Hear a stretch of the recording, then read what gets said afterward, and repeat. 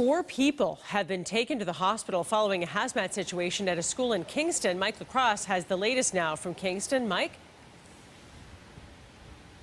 Paula, the 34 people include 2 teachers from the Silver Lake Regional High School. It is still a very active scene right now. We are being kept quite a distance away from the main entrance of the high school, which is beyond me past that stop sign. We did just get an update from the superintendent and the fire chief. Take a listen. Good morning. I'm Dr. Jill Prue, Superintendent of Silver Lake Regional School District. This morning around 10:15 a.m., a staff member reported an odor in one classroom in the Silver Lake Regional High School. Kingston Fire and police were called immediately. At this time, they are on scene. They are investigating an unknown odor of unknown origin. There was some reported illness of students and 2 adults. They are being treated and transported as necessary.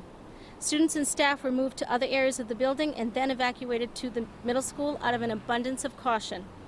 Thank you to the emergency responders who worked with us to ensure the safety of our students and staff.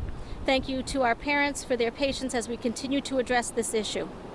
Dr. Brew, you've had dozens of transports. Maybe one of you guys is better to answer this. Can you characterize those transports at all, or how serious this is? Sure. My name is Mark Douglas. I'm the fire chief in Kingston.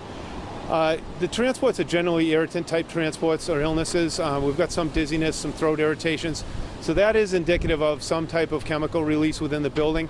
As I've said to Dr. Prue, this is very much unknown at this point. The hazardous materials team is going through monitoring the buildings. It's been evacuated for that reason, and we're treating patients as they advise us they're feeling ill. I would guess another 1 to 2 hours before we really have a solid idea as to what the irritant is, but we are diligently working to define that. Can you characterize the classroom at all? Was it a science lab? No, it was a regular classroom. That's what makes it a little more strange in this particular instance. Typically in the schools you'll find something will go wrong in a chemical or a science lab.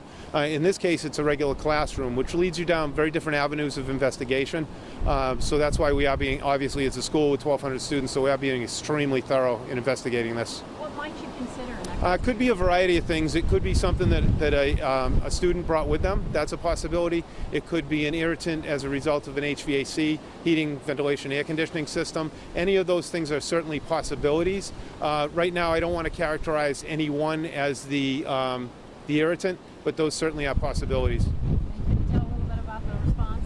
So the response, as our companies arrived this morning at about 10:15, the captain and the shift entered the building, did initial evaluations. They did detect a fruity odor initially in a couple of different areas. They also had some illnesses, so they immediately evacuated the area. With that, it developed further. We had about 34 patients, as I recall the latest number, transported by area EMS. Those EMS, the ambulances were drawn from throughout the county. It's a level 3 MCI, mass casualty incident. So the last I knew, I think the furthest ambulance out was Whitman at this point. And they've gone to 3 area hospitals, South Shore, Brockton, and BI Plymouth. And you just heard from Kingston Fire Chief Mark Douglas. To recap, 34 people have been transported from the high school because of an unknown odor. The chief says it's going to be about 1 to 2 hours until they determine what that odor was, and they're going to keep the students at the middle school until they dismiss them